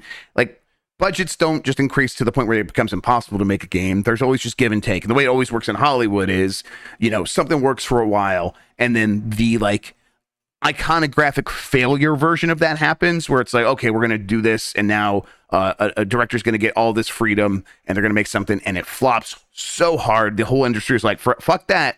We're taking back control. So I think it'll be something like where there's just like a new give and take, and it's like, okay, the industry will have to just find other solutions to make the biggest budget games. But yeah, they'll keep getting bigger. That just means the risk profile keeps getting bigger. So it just means actually less riskier things and fewer options, because they have to put so much money into like the one big bucket. Dylan Mack says, "Dear Jeff, the Mandalorian Grubb, and Mike Grogu Minotti." By the way, Jeff, I still can't accept the word Grogu, and seeing it officially in the title for that movie. It's like, I don't want to say Grogu. It's in the title for the movie. You didn't see that they announced the Mandalorian movie today, no, and it's called. I didn't. Oh yeah. So Jon Favreau's going to direct a Mandalorian movie, and it's just called The Mandalorian and Grogu. Did he get a fucking writer? I liked The Mandalorian until I kind of didn't, but I don't know. The first season when it was like Kung Fu, I was like, this is fine. And then they're like, all right, just keep piling on all this other bullshit. And it's just, they need a fucking writer. The Mandalorian Grogu. Huh. Okay. I liked it less when all of this shit from cartoons I didn't watch started getting really involved in. Then I heard nobody really liked season 3, and I haven't watched it. And now I'm like, do I need to watch that? Great. Yeah. I continue to despise what's the one with the Filoni? Filoni's fine. Some of those cartoons are very good. But the other show, the one he did with his self-insert character. Ahsoka. Thank you. Yes. Self-insert character. That's the other thing too. Is like, I'm not watching Ahsoka to know what's happening in this movie. I'm just not doing that. Ahsoka's not good, guys. If you like it, that more power to you. I hate it. Which Xbox games do you want to come to Switch? You know which one I really want, and maybe this could just happen. Rare Replay. Oh, like, why not? That's just canonically the right answer. Like, why can't we have Rare Replay? God, that would be so good. Like, come on. I love RC Pro-Am. Give me, Blast Core. Let's go. I mean, hey, look, you're like, well, they want to put some of those games on NSO. You could still do that. I mean, there was a Sega Genesis collection on Switch for a good while that already had good ports of a lot of games that just got added to NSO anyway. So, I don't know. That's the big one for me. I'm not sure there's anything I want as much as that. Maybe if the Switch 2, putting Psychonauts 2 on there would make a lot of sense. Yeah. I would take any of those, but there's obviously ones that just make a lot of sense. But yeah, just give a bunch of those rare games would be cool. Honestly, Sea of Thieves, they can get it working. I would like that. That'd be cool. I would like that a lot. Matt says, first off is Bugadillo says, hey, Jeff, Hyperbolic Chamber Grubb, and Mike Famitsu's first 41 out of 48 men and Naughty. If Nintendo launched the Switch 2 with a launch lineup of 3 GameCube remakes, 4 remakes in the vein of Resident Evil 4, which games would you get the most hyped? Can be first or third party. I would actually really love if they remade Mario Sunshine. Because that is a game where you could fix some problems. You can get it at 60 FPS finally. You could sand down a lot of the rough edges, some of the bad progression. That game was already pretty. It could look even prettier. I think that would be fantastic for a remake. Otherwise, so many GameCube games just already look good to me. We already had Metroid Prime. Right. We already had the very good... I completely lost my train of thought on that one because I was trying to think about games that I want on the system and thinking about something that already happened at the same time. I just completely lost it. I don't know, Jeff, do you have something you're thinking of while I look at my collection? Yeah. It's like, it's tough because like we got the Metroid Prime remaster, so we don't really need that. And they're doing Paper Mario. I mean, the answer is probably Eternal Darkness or... I wouldn't get the most hype for that, but I think it makes some sense. I mean, Rogue Squadron, F-Zero I would be GX. excited for. F-Zero GX, Rogue Squadron, Rogue Leader. Rogue Leader already looks so good to me. Right. But I'm sure that will still help. Yeah. The real answer is Geist, of course. Yeah, of course. Star Fox Adventures, if they like edited it and made it like a better game. Fuck Star Fox Adventures. Do Star Fox Assault. I mean, sure, why not? Yeah, it's tough, man. GameCube's a tough one to remake. This is why that whole thing the other day, Mike, where they're like, oh, and this is a PlayStation account, so they don't know any better because it's like they're like only comparing different PlayStation stuff. They're like, the biggest leap ever was from PS2 to PS3. I'm like, the fuck it is. That had to just be for engagement. No way people can believe that. But it's just like, for some people, it's like, that's when the games became what they are today. And that's what we consider. It's like, no, it's just, you guys just, yeah, the lighting super improved. Absolutely. But that's like a detail. Just look at this shit. Look at PS1 compared to PS2. Look at N64 compared to GameCube. Are you kidding me? GameCube games still look great today. That's the problem here. My answer would be Sunshine, Rogue Leader, F-Zero GX. Those are the three I would get the most excited about. Yeah, if they like added a lot to like Fire Emblem Path of Radiance, maybe I would be pretty excited cool, for that. Actually, that would make a ton of sense. I'd be pretty excited for that. I would be down for that. But other than that, what Mike said, I'm pretty much on board with all those. There's games like Wario World where like I like the GameCube-ness of it. That's a big part of the appeal for me. So right? Yeah, you don't need to. Yes, I mean, like full remake of Pikmin 1, I would be excited for if it like if they did like a quality of life backporting from Pikmin 4. But yeah, it's these games are good as they are. Jump Matt says, "Hey guys, do you think Nintendo works differently than other companies because it focuses on long-term growth rather than the quarter-by-quarter growth at all cost model followed by the other publishers?" Clearly helps, and it's like the one company I could think of that seems to have that freedom with its investors. Its investors understand that that's how it operates, and they do not pressure them to change usually. They have, and they've proven that it works, which is why they are allowed to hold on to games for years at a time before they put them out. So, yeah, they have a really unique position that I'm sure other game companies would kill for. Michael Riley says, "Hello, Beef and Cheddar boys. I played Crisis and have Red Faction Guerrilla on my playlist, but any other game Rex where destruction is a gameplay feature and not just a visual effect." Hey, have you played that Finals? I don't know if you checked that out. It's really good in Finals. I do really like the Finals quite a lot, man. It's funny how I still, when you ask me about games with destruction, I still think about Red Faction. Like Red Faction Guerrilla is like so good at it, where it's just like you take that sledgehammer, you go hit out the 4 legs on this tower, and it's gonna fall down and crumble in an awesome way. It kind of doesn't get better than that, actually. I mean, if you want like good damage modeling on vehicles, you can do Wreckfest, or you can do beam.ng.drive or something like that. I can't remember what the name of it, but you do like beam.ng or whatever. That's got really incredible physics modeling for the damage on vehicles, but it's just for vehicles. Just Cause 2 and sequels are probably good for that also. Yeah, there's a lot of good voxel games with good destruction. Teardown being the top of that, and Teardown with mods. BattleBits? Yeah, BattleBits. Yeah, BattleBits. Yeah, you're right. Clink says, since Tears of the Kingdom is already a $70 game, do you think Nintendo would charge for enhancements on the next Switch, release a free patch, or do nothing at all, assuming that they don't just eliminate backwards compatibility altogether? Of course. I'm not sure, Jeff. What do you think? I don't know. I have no idea anymore. Yeah. It's the big question. I'm going to think more about this list. I'm going to see what other people are saying and kind of see if I can figure out like what, if this like indicates anything. Because there's a possibility it's like, well, they're taking it down so they can sell you the one that actually will work on the Switch 2 or something like that. And these are the games they got working, and that's why that list is what it is. I don't know. The right thing to do is backwards compatibility the way that we expect backwards compatibility to work today, but it's Nintendo. They don't necessarily just do that. It will take work to make that happen for the Switch 2. So there's no reason to assume that will happen other than, boy, it would be best if they did. Bradfish says, salutations, Nintendogs. Every year I tune into CES and I think, wow, this is really weird and boring. Have you seen anything interesting come out of CES? Well, my Dean from GamesBeat is there, and he's like writing up a storm about a million different things. You think he wrote about some kind of AI massage chair? At one point, that was the headline that made me raise my eyebrows the most. But to say I find it interesting, I don't know about that. Yeah, I mean, I paid a little bit of attention, and listen, AV1 on Twitch, I'm excited about that. That'll rule. Yeah, I'm excited about that. Sure. It would be even better if like everyone could decode AV1 on their devices and stuff like that. That's not going to be for another couple of years. So we can all move on to AV1 permanently.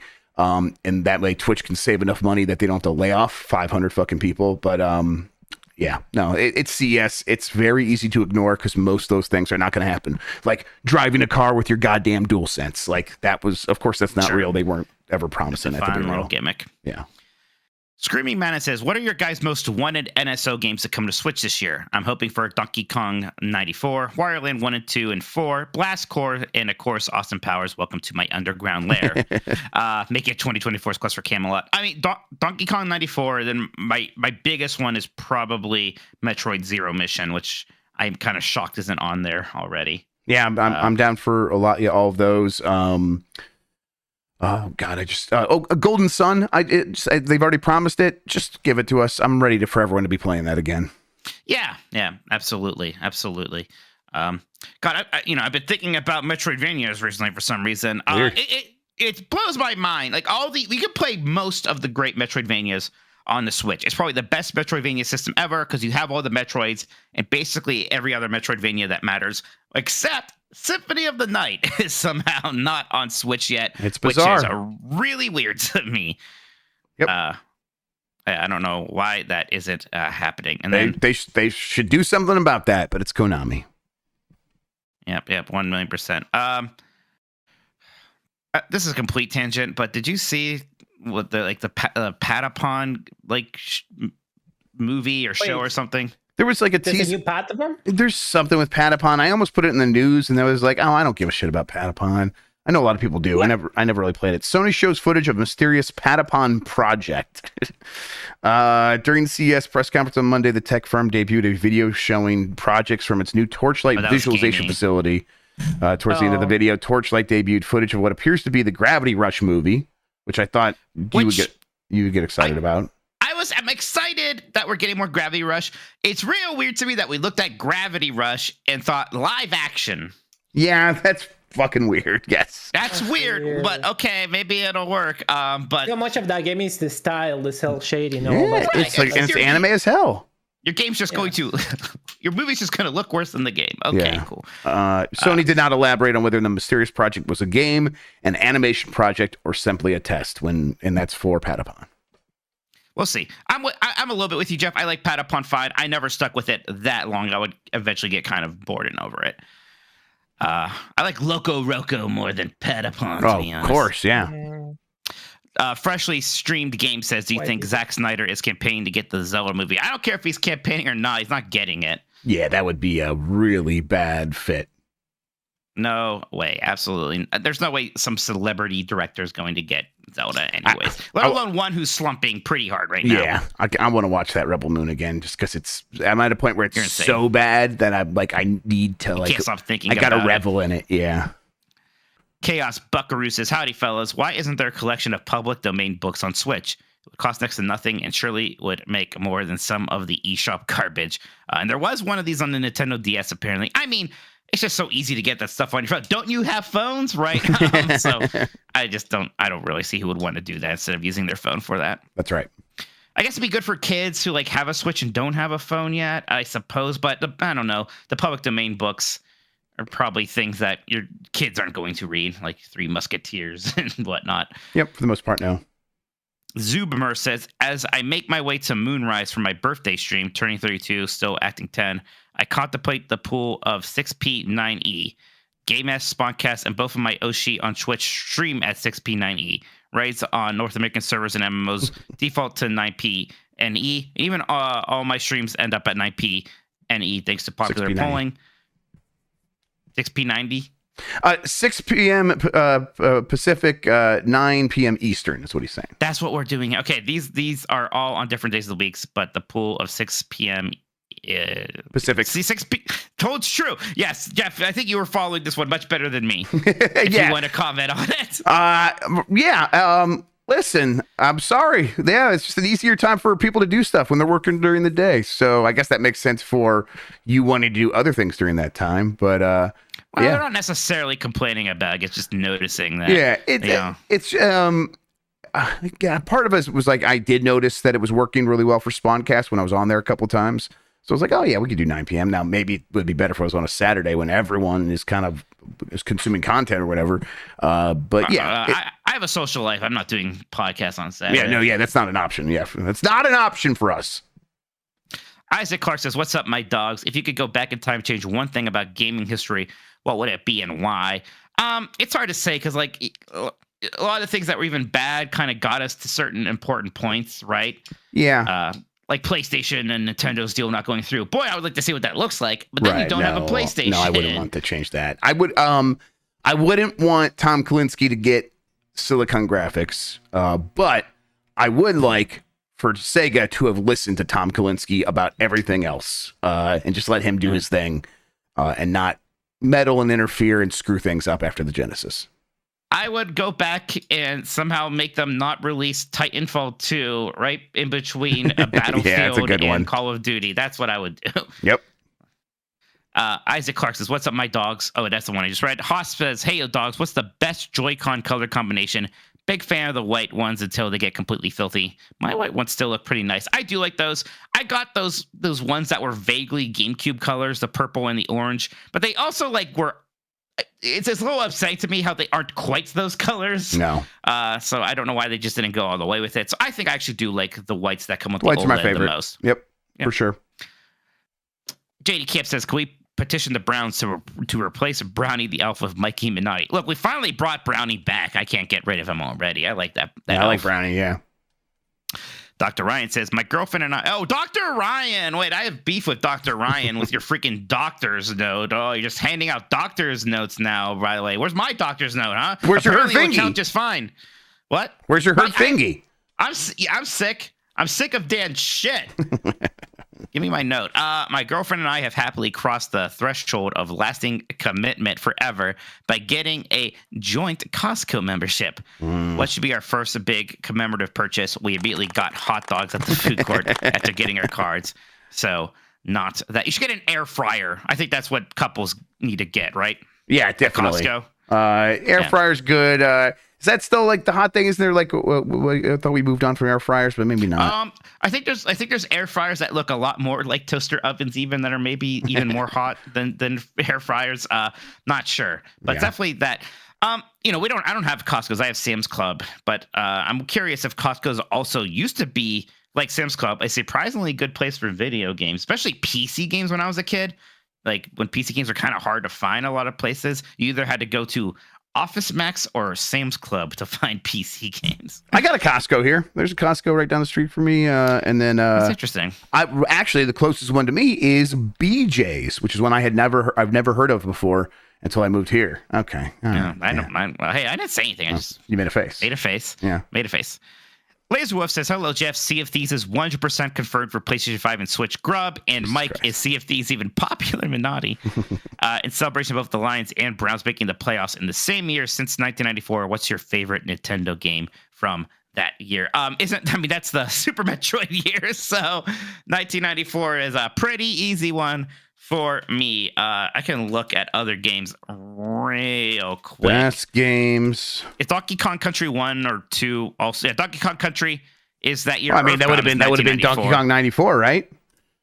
And Donkey Kong 94, huh? Yeah. Oh, yeah, I guess that makes sense, huh? Yeah. Super Metroid's still probably top for me. Final Fantasy 6 came out. I like Virtual Fighter 2. But it's going to be Super Metroid. That Mighty Morphin Power Rangers Super Nintendo game was pretty good. That game's not bad. Yeah.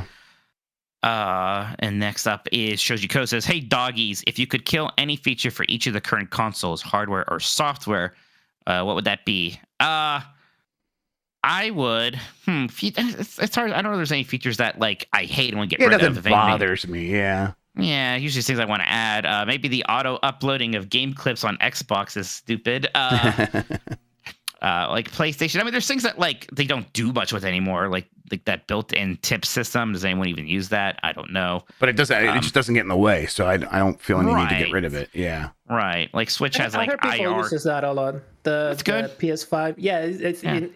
It seems to be like really good at helping people. So I used it on Ratchet and Clank right at the part when I was like trying to get the last bit of 100%ing it. It was nice. Like a couple of things just didn't know where it was, and I just pulled that up instead of pulling out my phone, so that was fine.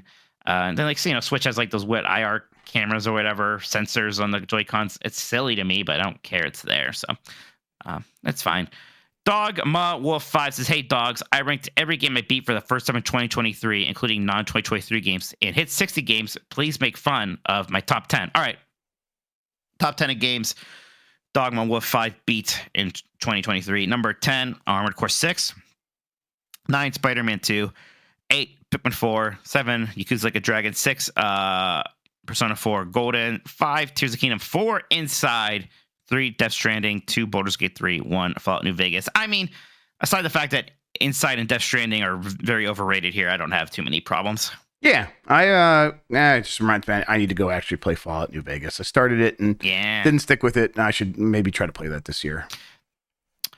It's a fun. I was trying to think, like, could that be content? But there's so much dialogue in that game, and I don't want if we have other people, you will talk through it, and you won't be properly, not even just absorbed. Well, I mean, what's going on. I would just have to. We'd have to just do it more like Metal Gear Scanlan, where I have like one other person with me, and they properly respect the game. So yeah. We haven't done one of those in a while. I know we do usually do like a bunch of people goofing and kind of talking over things. And obviously, for something like Ride to Hell Retribution, that's the way to go. Yeah.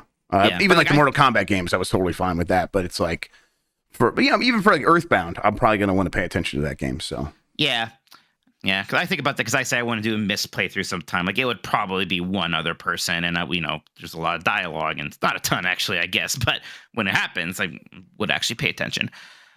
Ali Miracle says, "What Star Fox Not Zero is your favorite, and why isn't it Star Fox Assault?" I mean, Star Fox Assault is certainly the most underrated. I mean, it's still in 64. Star Fox 64. When you say Star Fox, that's what I think of. Yep, same here. Star Fox 64. Willow Davis says, "Have either of you gotten the nuts from Aldi? I feel like you'd enjoy Aldi's nuts." Every time my wife goes shopping at Aldi's, she gets that joke. She's not a fan. Wait, that's a real place? Yeah, Aldi. Yeah, it's like a Swedish. Trader Joe's is. Yeah, it's very German. Yeah, is it German? I was going to say Swedish, but you're probably right. No, very German. German, yeah, that makes sense. Because I took German in college, and he made us go to Aldi and get German products. They have a lot of stuff from Germany.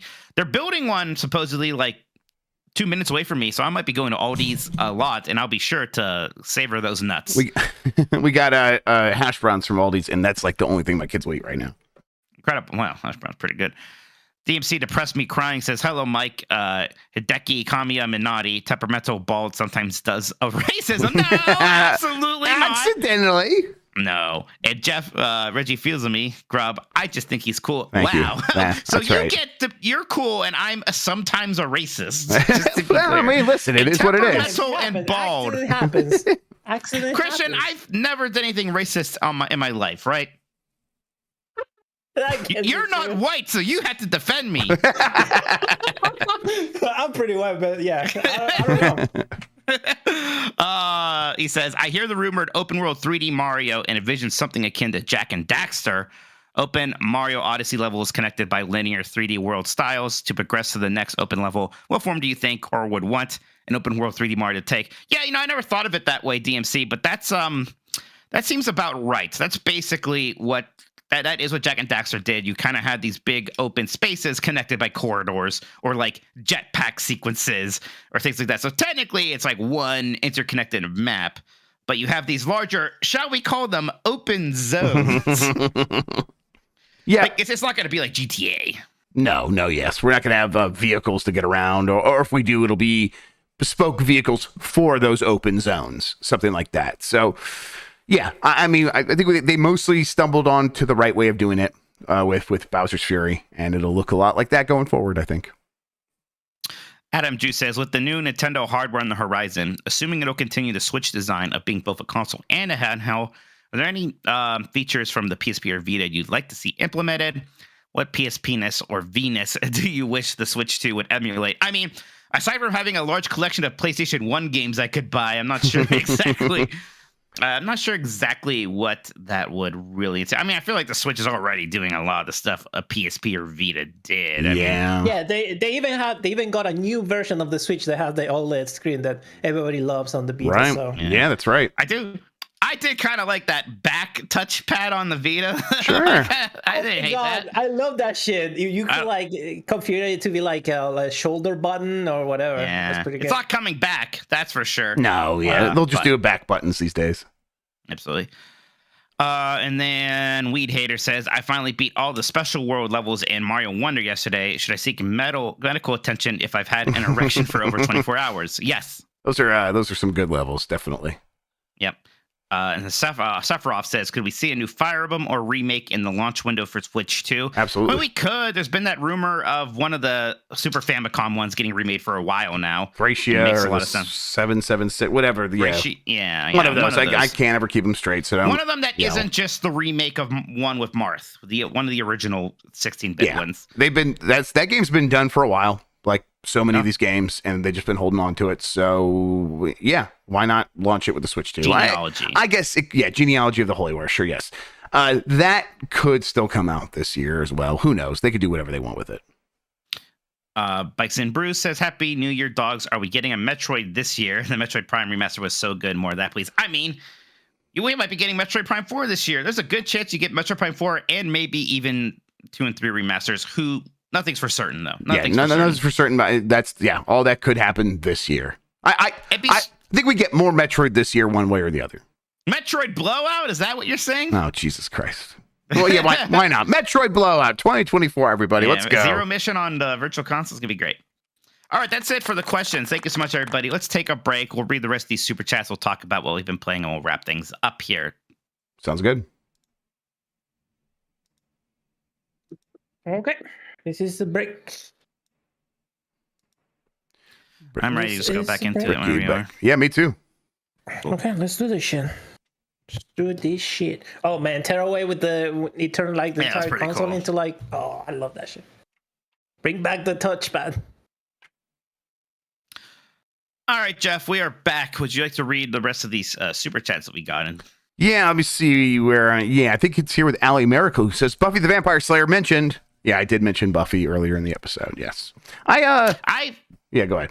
I have never seen, I think, 5 seconds of Buffy the Vampire Slayer in any way. I watched the entire series probably 15 years ago now, maybe longer than that.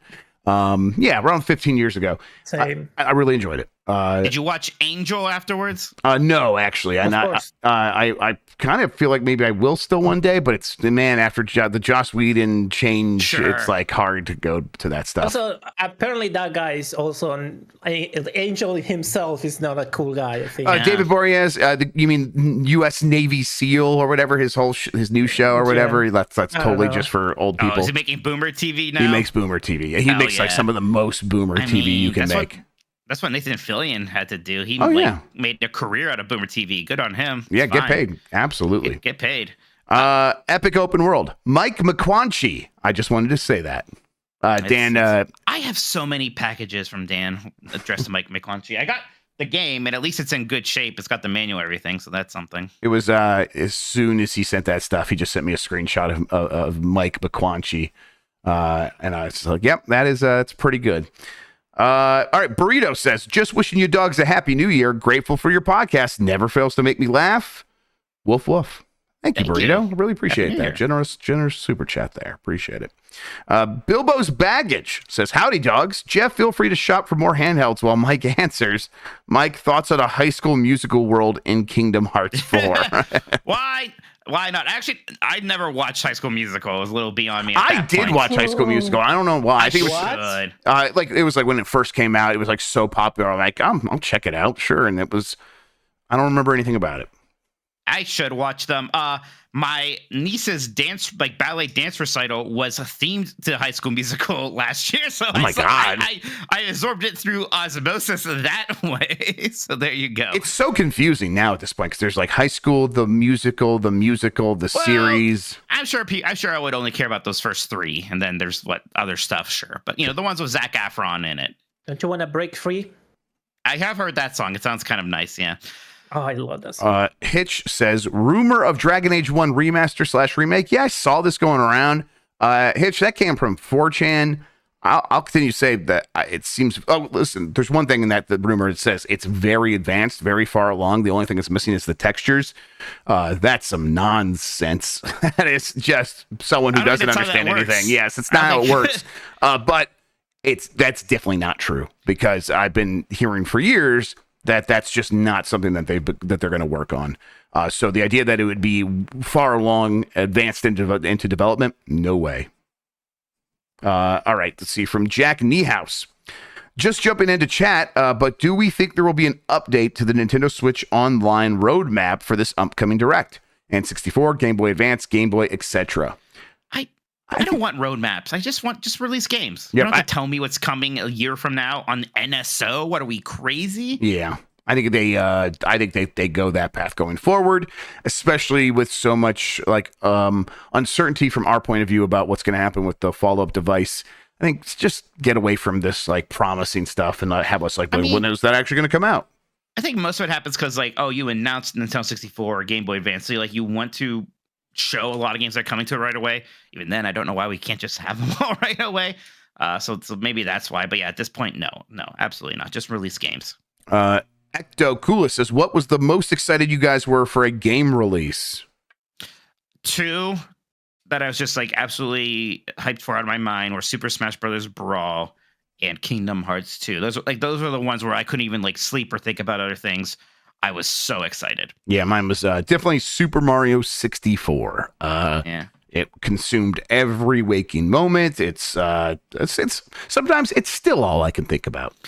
It's funny, you do kind of, maybe I'm generalizing, you do have to kind of be of an age. There's certainly a point now where like even if it was a game that I know would be better than like these games I was excited for, like I just can't be that excited again, really. Right. I mean, it was like a completely new experience in so many ways, and now it's like, yeah, we're trying to get that magic back, and it's like, yeah, it's just not going to work the same way. All right, couple more here. L. Grug says, can we guess how Dan gets out of playing his second Blight Club game for the 3rd time? You need to stop. I can't believe you betrayed me is kind of my big point here. My bet is that he'll get something in his eye for 3 months. Yeah. Why did you let him get away with this? Because, when I started thinking about how funny it would be when you got mad, it was kind of over for you. Oh, fuck you. Oh, my God. It's the truth. You're not going to get away with it again. You're not getting away with it again. I just won't do it. No. I mean, listen, his finger really is broken. All right? His finger's broken. Yes, that's true. And he's also played 15 hours of Prince of Persia in the last week. So, yeah, give me a break. I mean... also, what you're doing your game this week, next week. Originally we said we weren't going to go right into the next game. Maybe we are now, but we could have just taken a week off. He would have been fine by then. It's insane, and you're an enabler. You're an enabler. You're worse than him. You're the enabler. Yeah, fair enough. I'll accept that. From T-Bucket23, I want to do more movie double features in 2024. Can you dogs recommend me some fun, dumb double feature ideas? Oh, God, I definitely had one the other day, and now it's I don't have it anywhere in my brain anymore. Is there a movie just called Trolls? What's that? The Room and then Trolls. Oh, sure. You should watch the worst movies like ever. Yeah, that's good. Back to back, and you're gonna. I mean, like Trolls 2. Trolls 2. My bad. Yeah. Yes. Yeah. Trolls is a kids' cartoon movie these days. You gotta watch out. You should watch. Is there a movie called Dogs that you can watch after watching Cats? God, no. Is there like anthropomorphic dogs movies? There probably are, but I can't think of any. I mean, there's Barf from. Yeah, there you go. From Space. What's that called? Why am I forgetting? Spaceballs. Spaceballs. Yeah. Oh yeah, that's actually Spaceballs and Rebel Moon, because Rebel Moon feels a lot like Spaceballs in some ways. It's pretty wild. Watch Short Circuit and Wall-E. That's pretty good. I like that. Or and do make it a triple feature and do Batteries Not Included as well. You ever see Batteries Not Included? No. Isn't that movie super racist? Listen, I watched as a kid. I take no responsibility if that's the case. I can't imagine it. It was like this really sweet movie, like produced by Spielberg. But I mean, I don't know. Maybe. Is it Short Circuit racist that I think about it? Isn't there Short Circuit's definitely the one that has Indian face in it. Yes. Yeah. That one is racist. Maybe that's the one. Yes, definitely, 100%. That one's it's especially funny because of like a lot of Indian people eventually find out like, wait, that guy's not Indian. It's like, nope. check out how white he is. Say, oh my God, breaks their hearts. Yeah, it's rough. Fisher Stevens. I think we're all caught up, Mike. You been playing anything, Jeff? You can actually talk about? Fuck no, I've just been playing what we can't talk about. Been playing a lot of Prince of Persia, everybody. We will be able to talk about it on Game Mess Decides. The review embargo will be up by then. I am most certainly going to have a review on Thursday also on Games Beat is my hope. But yeah, I think I said I've been playing it on Switch also, so be of interest to you, fellow Nintendogs or Nintendo puppies. We're the only Nintendogs, that's right. Yep. I have I did beat Star Ocean 2 right before starting Prince of Persia, so that good timing deal. worked out pretty well. Yeah, that difficulty spike never really happened that I was warned about, and I don't know if I'm just really good at the game or if I was somehow cheesing something, or maybe because I was Rena. I don't know. The whole game was just a little too easy for me. The best thing that game has going for it is how pretty it looks, and I think the story is so spectacular to a point that at a time maybe I wouldn't have cared as much, but now it's like, okay, I'm officially ready to say I think Star Ocean Second Story is a little overrated. I enjoyed it, but it's not in that top tier, even that tier below that, right? Like, let's say, you think about PlayStation 1 RPGs, you have your Final Fantasies and your Suikoden's, and you're Xenogears. It's not there. Then maybe below that you have Legend of Dragoon. Maybe it's in that tier. I don't know. I liked it, but I was in some ways disappointed with how that one held up for me. That's it's a little bit of a shame, but I think that is in line with. I mean, I know Star Ocean Second Story is the best of the Star Oceans, but the series has always been put in that tier when I've had people relay it to me in the past. So I'm not too surprised to hear that. Right. I mean, look, I'm not upset. I spent that time with it. I did enjoy it, but there's problems. Have you ever played Valkyrie Profile?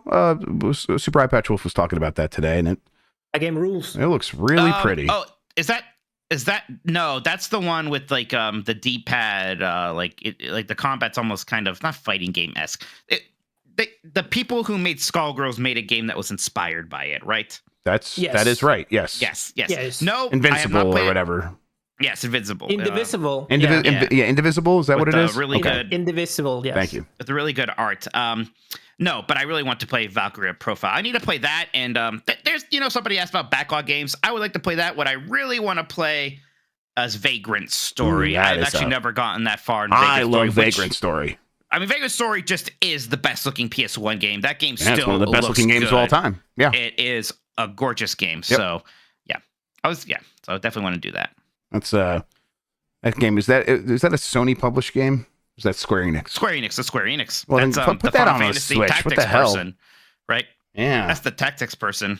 Yeah, that's right. Yeah, that's like if it's not Ivalice or whatever, it's Ivalice adjacent or whatever. They kind of later were retconned it into being Ivalice in a way that guy, I can't remember his name, sorry, isn't really all actually in line with. Okay. So it's either Ivalice or Ivalice adjacent depending on who you ask. I mean, the whole thing's being Ivalice, sometimes that's it's not like there are that many connections between Final Fantasy 12 and Final Fantasy Tactics even really in a lot of ways. But really want to play Vagrant Story. I also want to play Parasite Eve, and I think that might be my next kind of expensive game collection get. Because I want Parasite Eve physical. That would be fun. That'd be cool. That'd be fun. I guess the only other thing I've been playing a lot of stuff on the Mister since I got the CRT working. So I've been playing some Super Nintendo games on there, just kind of loading up random games. Because again, someone sent this to me, so they had their list of games and they got a lot of Japanese stuff on there. I'm like, I'm gonna just load up this random stuff, and that's always fun.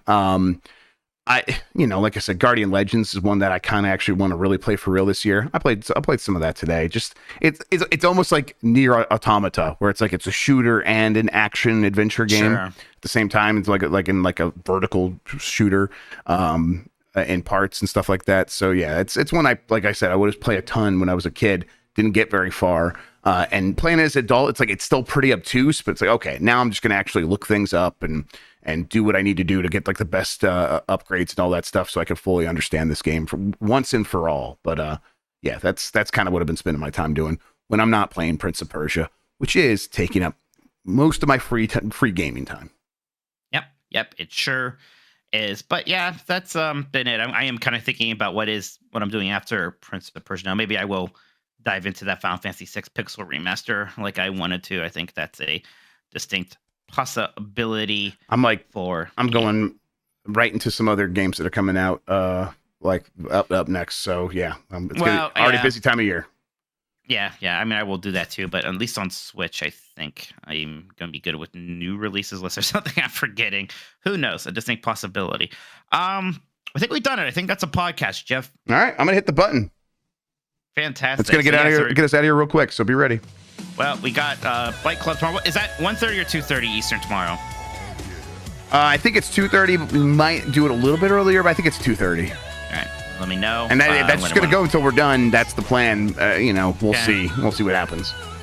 So there's that. Thursday, Game S Decides is going to happen. We're going to talk about Prince of Persia. We're also going to talk about it on Bombcast Revengeance on Friday. So we're going to big Prince of Persia blowout. That's right. Also, I'm playing Pacific Drive on Giant Bomb tomorrow. So got a preview build of that. We'll dive into that. Figure that out together, everybody. So look out for that.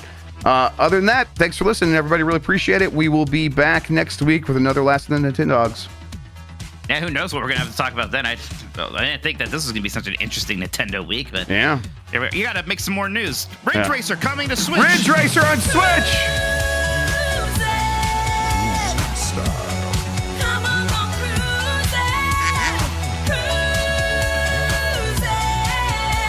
We're coming.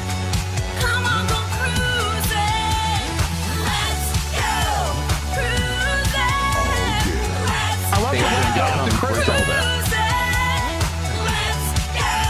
know what a clitoris is.